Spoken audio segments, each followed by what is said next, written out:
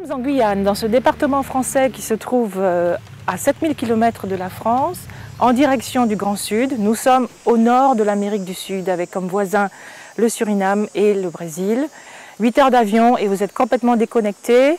On arrive dans un département couvert de forêt à 98%, et cette forêt, vous vous apercevez qu'elle est facilement accessible. On a la chance de partager l'Amazonie avec d'autres pays. En Guyane, il y a 1% de la grande Amazonie que vous connaissez. Comment découvrir cette Guyane? Eh bien, ce n'est pas compliqué. Vous avez la possibilité sur le littoral donc de louer un véhicule et de faire des étapes.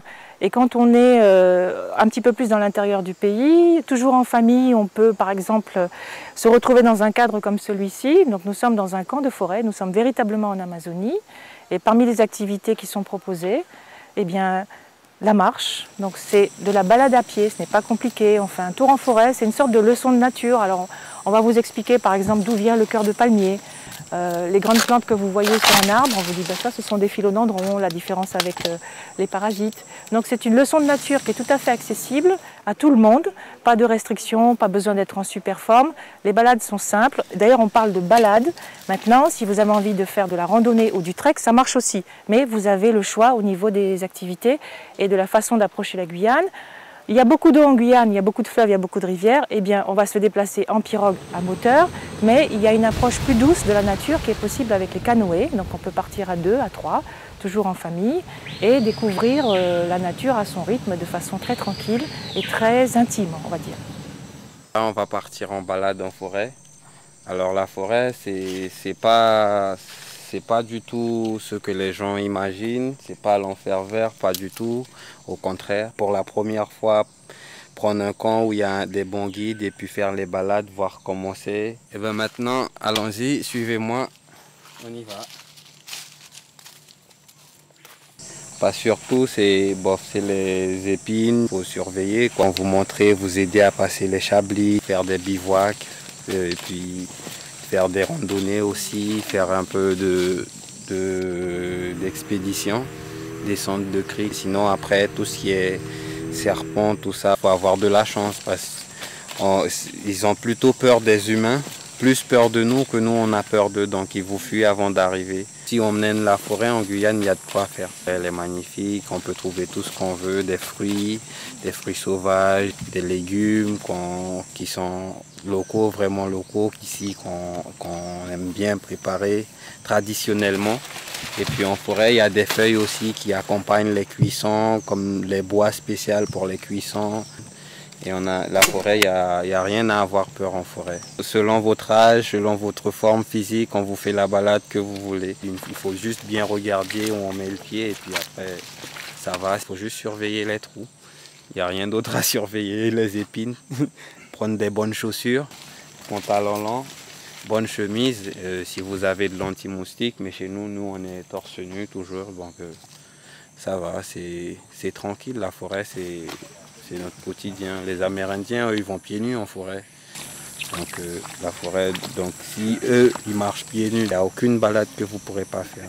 Quel que soit votre âge, vous demandez selon votre forme physique, on vous aide, ce sera l'aventure. Mais pour une fois, vous aurez au moins regardé comment c'est la Guyane, comment la forêt elle est. La forêt pour nous, c'est notre paradis, c'est notre vie au quotidien. On en a besoin tous les jours. Quand on se lève le matin, on prie d'abord les esprits de la forêt, parce que c'est ça qui nous donne la nourriture, la chasse, l'eau, tout ça. Les arbres qui nous donnent qui nous aident à nous abriter, faire des toitures en feuilles, cueillir les toitures, même les palmiers qui ont beaucoup d'épines, apprendre à les utiliser, enlever les épines, après les travailler, faire des tressages qui vont être qui vont servir, faire des murs, faire des maisons après.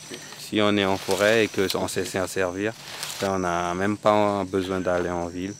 On ira pour juste le petit punch, acheter le petit punch, le rhum de la belle cabresse. Et puis c'est bon. Le citron, on a déjà, on l'a planté. Le sirop de canne, si on a de la canne à sucre qu'on a planté, on a déjà du sirop de canne nature. Donc un bon petit punch, et puis c'est bon. La forêt guyanaise en fonction des milieux, donc il y a différents types de forêts. Il y a des mangroves, il y a des forêts secondaires et il y a des forêts primaires. Et en fonction des différentes forêts, on trouve des animaux aussi différents. Voilà, chaque forêt a son biotope. Alors les animaux les plus consommés en Guyane et les plus chassés sont les rongeurs. Donc aussi bien nocturnes que diurnes. La journée sont les agoutis. Vous imaginez un ragondin miniature sans la queue avec les poils roux aux fesses. Il va dans les abatis, c'est aussi considéré un peu comme un nuisible, mais on ne va pas en faire des cartons pour autant. On va prendre ce dont on a besoin. Et la nuit, c'est le pack.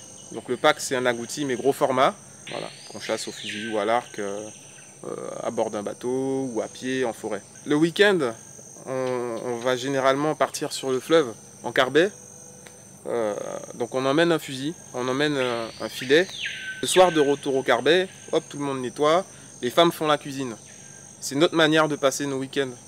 On reste pas dans les villes sur le littoral, on va dans la forêt. Ça permet aussi de se ressourcer, d'avoir ce contact-là avec la nature.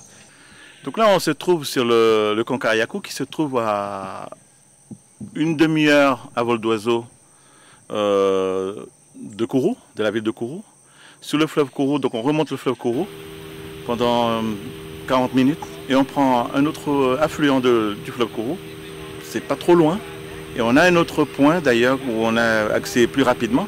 C'est sur la route qui quitte Kourou pour venir le fleuve Kourou qu'on appelle le PK21. Donc on est à une demi-heure de pirogue pour arriver là-bas. Donc le Kankariakou, donc nous avons 4 carbets dortoirs, une carbet toilette, des cabanes qui sont pour les enfants, un carbet documentation coin salon. On a aussi un carbet qui est équipé en lit et hamac. Donc on peut accueillir, le minimum qu'on peut accueillir, c'est 24 personnes. Et le maxi, on peut aller jusqu'à une trentaine de personnes. Ce qu'on propose, c'est restauration, hébergement, des activités qu'on peut faire sur le camp, kayak, tir à l'arc, la pêche, baignade, et des balades aussi autour du camp pour découvrir un peu la flore surtout, parce que la faune est un peu absente. Mais on en trouve quand même encore de temps en temps, on en croise, mais c'est de plus en plus rare. On nettoie à chaque fois le camp avant que chaque groupe arrive. Donc pour la sécurité du camp, c'est pour ça qu'on reçoit beaucoup de familles d'ailleurs, des enfants, des petits enfants, des bébés et des jeunes. Donc le camp est bien entretenu parce qu'il y a toujours quelqu'un ici. Pour la sécurité, donc il y a tout ce qu'il faut d'ailleurs sur le camp. Donc on a un téléphone SAT, on peut soigner, on a une boîte de pharmacie avec laquelle on peut faire les premiers soins. Donc d'abord, on appelle le SAMU, on explique la situation et on peut évacuer la personne. On peut accéder à un endroit rapidement au PK21 à une demi-heure d'ici, quelle que soit la journée, quelle que soit la nuit. Donc voilà. Pour savoir plus sur la Guyane, vous avez au moins une adresse à votre disposition, c'est le www.tourisme-guyane.com.